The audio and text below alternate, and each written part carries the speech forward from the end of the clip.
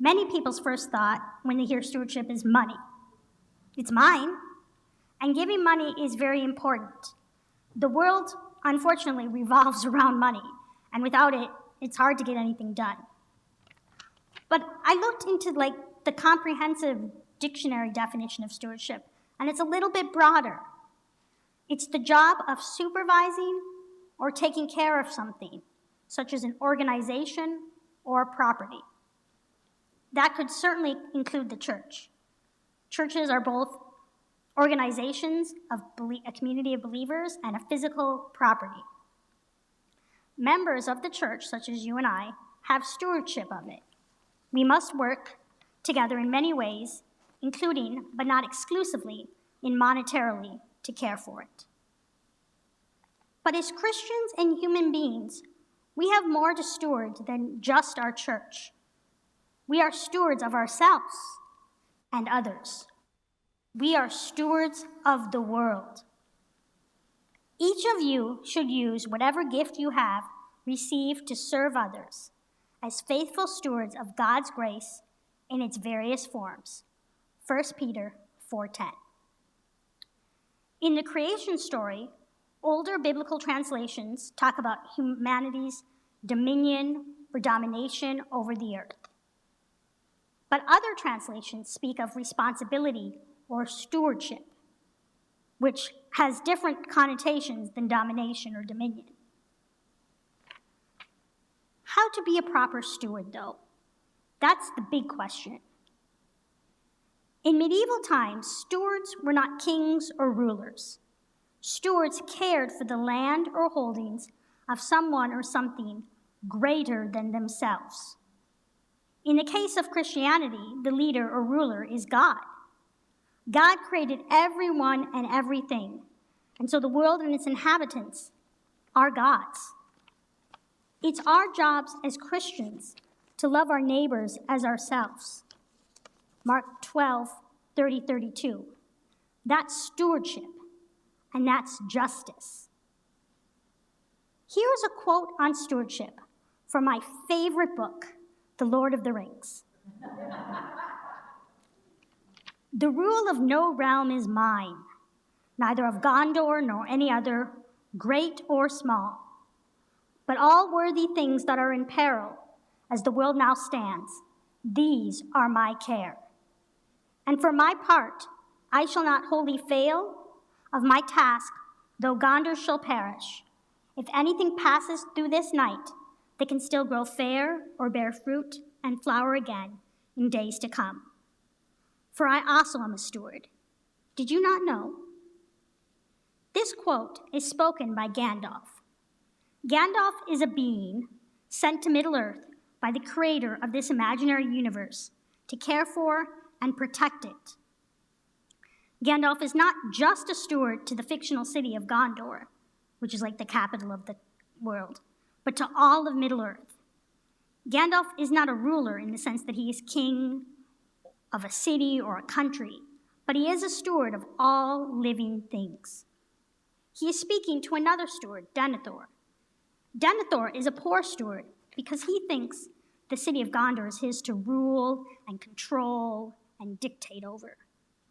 Whereas Gandalf knows that he is not ruler of Middle-earth, but a caretaker for the great creator. We are not just stewards of our churches or our families. We are not rulers of our states or our nations. We are stewards of humanity. So how does this connect to today's Bible passage? I say that Bartimaeus was a steward and that he spoke up. He spoke up for himself and would not be silenced.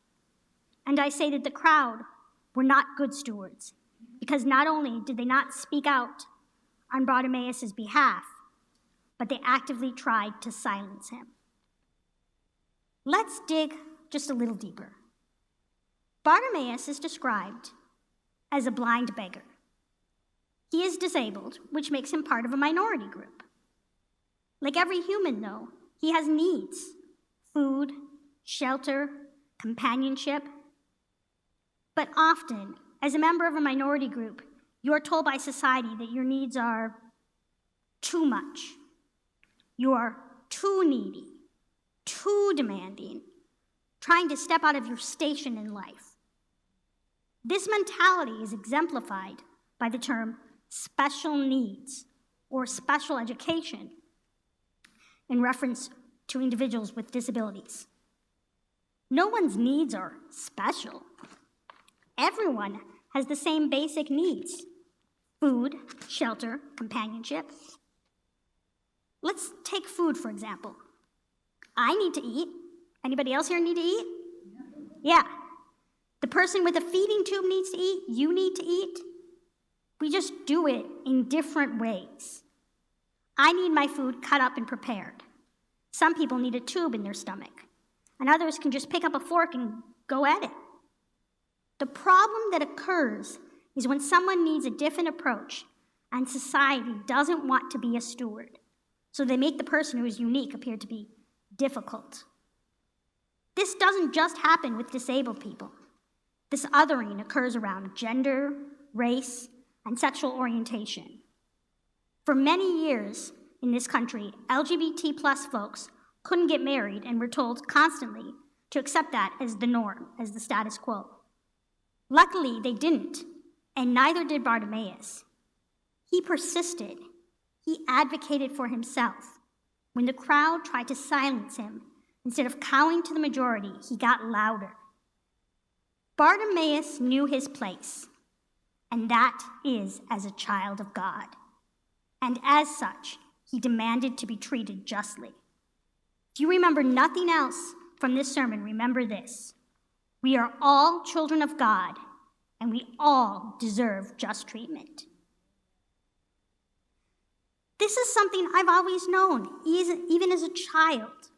Jesus loved me exactly for who I was, exactly how I was. It's as an adult that I sometimes lost this conviction. I think that happens to many people. When the world continually treats you as other or less than, you forget the fundamental principle that I am a child of God. You are a child of God.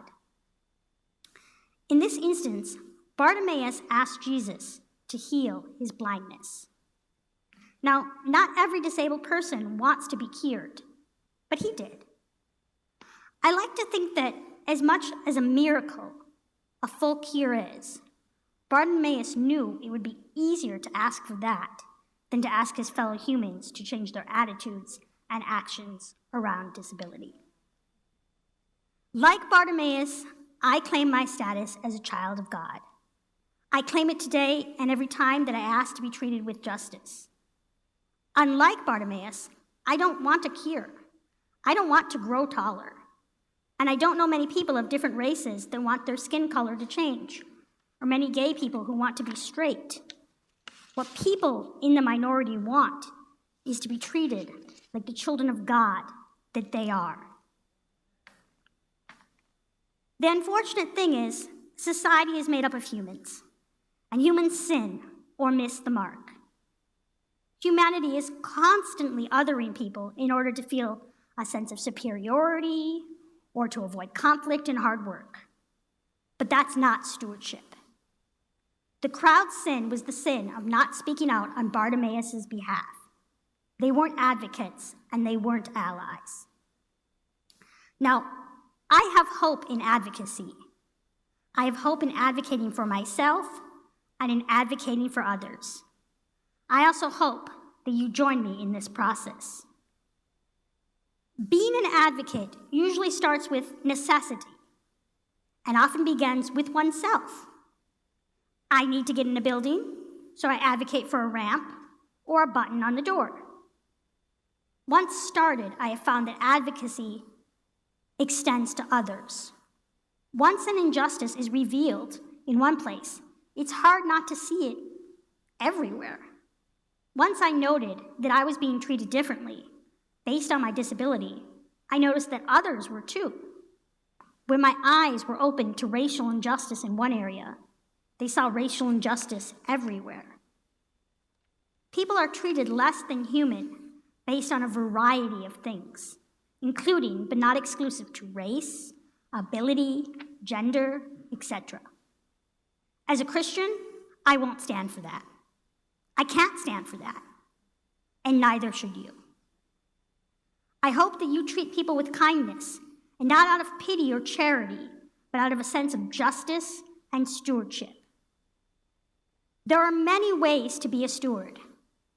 Pick up a plant that has fallen from your neighbor's porch.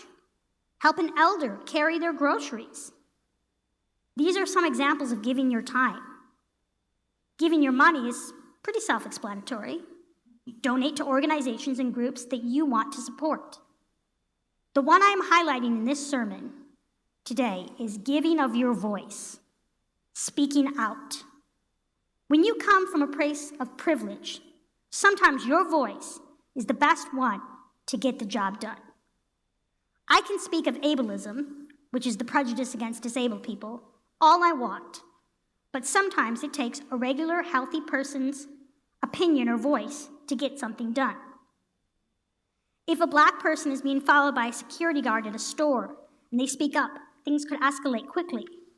If a white person acknowledges the problem, the security personnel might pause and reconsider their racist action. For whatever reason, like listens to like. So if you're at a party and someone makes a sexist or homophobic joke, you don't have to explode or walk away in a huff. All you must do is say, "That's not as funny as you think it is." If one of your relatives makes a racist comment, you can tell them, "That kind of talk makes me uncomfortable."